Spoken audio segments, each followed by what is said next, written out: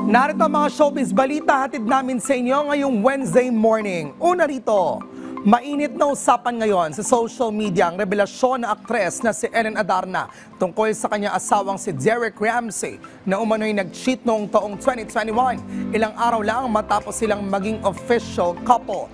Sa kanyang Instagram stories, ibinahagi ni Ellen ang screenshots ng mga message ni Derek sa isang babae dated February 13, 2021.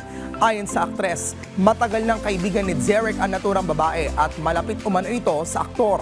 Bagamat gusto niyang i-reveal kung sino ang babae, pinayuhan siya ng kanyang abogado o mga abogado na wag muna. Sa mga sumunod pang post, ibinahagi ni Ellen na hindi humingi ng tawad si Derek kaugnay ng issue. Ayon pa sa aktres, 2 beses na rin umano niyang napabarangay ang asawa. Bukod pa rito, hindi dumalo si Derek sa unang birthday party ng kanilang anak sa kabila ng imbitasyong ipinadala niya. Hanggang ngayon, tikom pa rin ang bibig na aktor at wala pa ring pahayag tungkol rito. Matatanda ang ikinasal sina Ellen at Derek noong November 2021 at nagkaroon ng anak na si Liana noong October 2024.